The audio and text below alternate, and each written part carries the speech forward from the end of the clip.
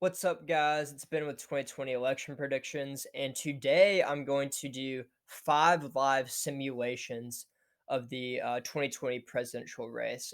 Normally, I do research for my um, videos, but this video is going to be live. I'm going to click the simulation button. This model has it right here. There's a simulator generator that will basically do kind of random outcomes, but using the polling data and the model that they have here. So right now, Joe Biden is at 81% and Donald Trump is at 19%. So doing 5 simulations, I would predict that Donald Trump would win 1 out of 5 of these, and that Joe Biden would win 4 out of 5. And right now, Joe Biden is just doing a lot better in the polls. I don't expect Iowa, Ohio, or Georgia to be all that close. I do think Donald Trump will win these states by 2 points or more, and I expect that North Carolina and Florida and even states like Wisconsin and Arizona, maybe even Pennsylvania, will be a lot closer than they are in this model. I think that the polling data is a little bit skewed right now just because Donald Trump has not had a great month with the Black Lives Matter protests and the second wave of the coronavirus, and additionally with the stock market and economy not doing very well, still sputtering, and it might have another recession. So anyway, without further ado, let's just run one of these simulations. So here we go. With our first simulation, we have Joe Biden with 375 electoral votes and Donald Trump with 163. Um, Donald Trump very narrowly wins the state of Texas, but as you can see, that is the closest state. So this is a very similar to, I would say, Barack Obama's 2008 landslide election. Obviously, Texas wasn't in play, and uh, John McCain still won states like Georgia and Arizona, but we've seen Georgia, Texas, Arizona go to the left a lot more. They've been trending to the left for a while. And but we did see Missouri very close to 2008. Indiana, Barack Obama actually won in 2008, but we can see some other states that are also turning towards the left, like Alaska and Montana. These Midwestern states that tend to be fairly libertarian are not as partisan as some of these states, like in the South, for example. I do not think that this is necessarily a very likely outcome. I still think that Donald Trump in states like Ohio and Iowa, these states have trended towards the right. I really expect him to win these states, probably with over like 80 or 90% certainty. But based on the polls right now, this is a very plausible outcome. Joe Biden's not going to win by a 9 point margin in Florida. That's just not going to happen. I know the polls are saying 7 or 8 points. I expect if Joe Biden wins, it'll probably be like 2 to 4 points. He's not gonna win Arizona by this much. I think the Senate race could be between like 5 and 10 points. And I mean, come on, these numbers are completely unrealistic. I think right now, Donald Trump would just have to do a complete tailspin and just completely, completely blow up. I mean, there would have to be a scandal of proportions because they don't call him Teflon Trump for nothing. He seems to be able to get through these scandals. So ranking this on a scale of 1 to 10, of how likely this is, I would rank this maybe at like a 2 or a 3. So our second prediction's pretty similar. These predictions might not be that different. We have nothing really changed except that Donald Trump does a little bit better in states like in these Rust Belt states and just overall. But still, so I mean, this is probably a little bit more realistic. But as you can see, like the popular vote in this model, I didn't even check it on the last one, was probably a lot different. I bet that like Joe Biden was even up by 12 or 13 points. But in this one, Joe Biden would be up by 10 points, which is kind of what the models are showing right now. I think they showed Joe Biden up by 8 or 9 points, but this is not going to be the reality on election day.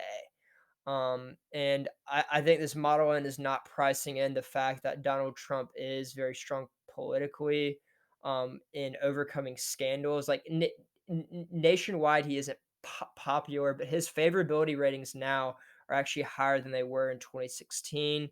And our country is so partisan and divided. And I think that we really haven't seen um, Donald Trump's strength in some of these states. But before I move on to the third projection, I just want to show you all my YouTube channel. I'm close to 700 subscribers right now. I would love it if y'all would just hit the subscribe button right here, and so I can grow to a thousand subscribers. I'm almost there. I just started about 2 or 3 months ago, so I'd love it if you would uh, get me there and just subscribe and hit the bell notification by the subscribe button so you can be updated on all my videos. So rating this on a scale for predictability, from 1 to 10, I would probably rate this as a 4. All right, well, Donald Trump is not doing well in this simulator.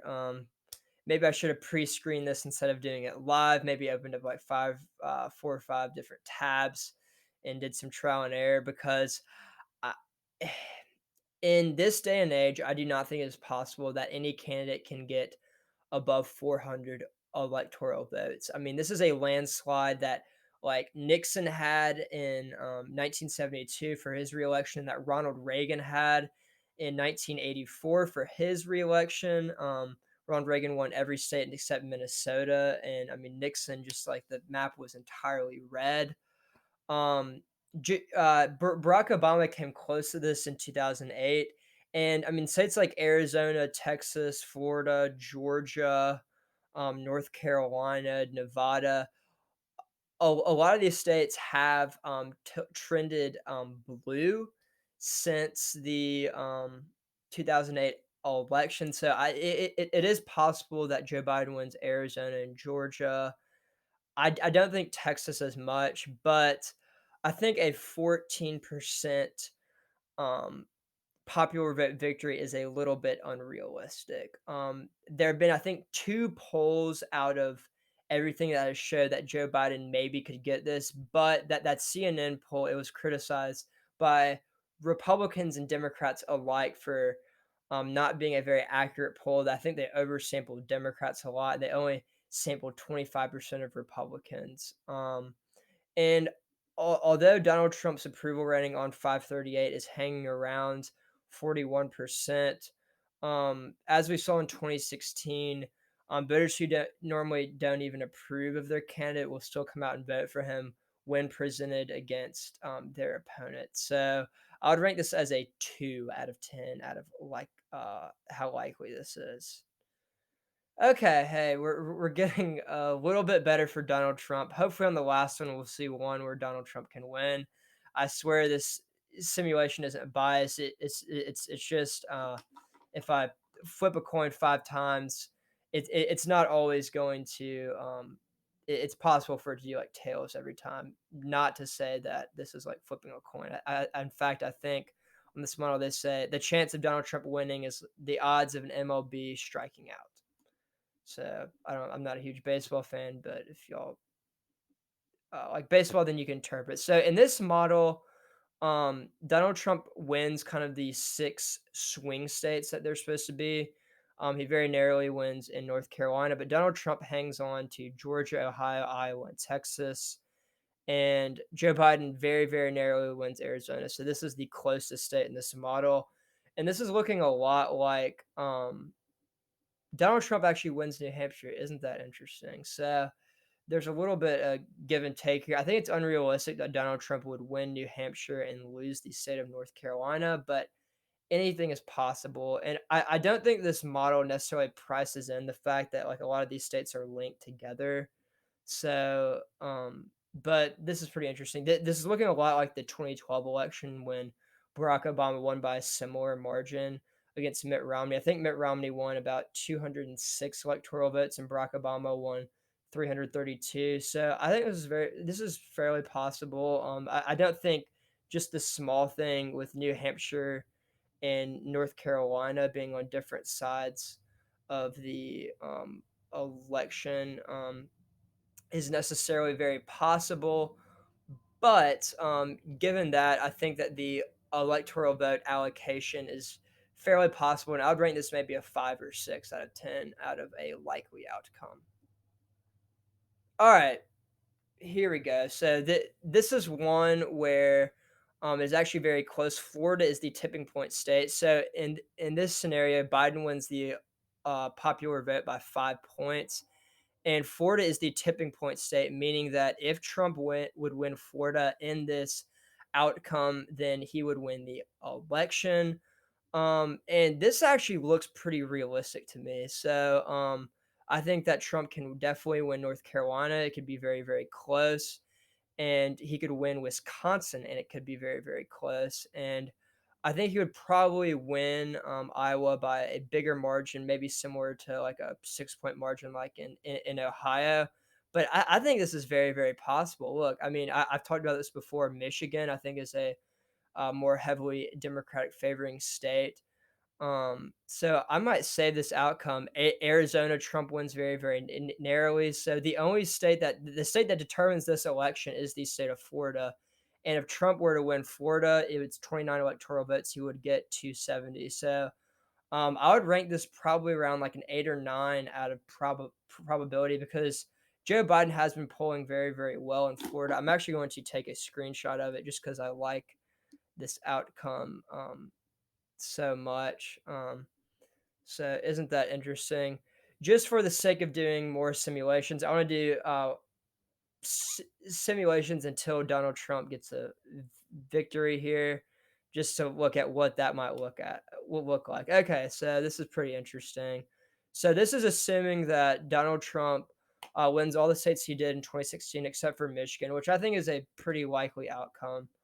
Um, yeah, so cool. Yeah, and Florida is the tipping point state again.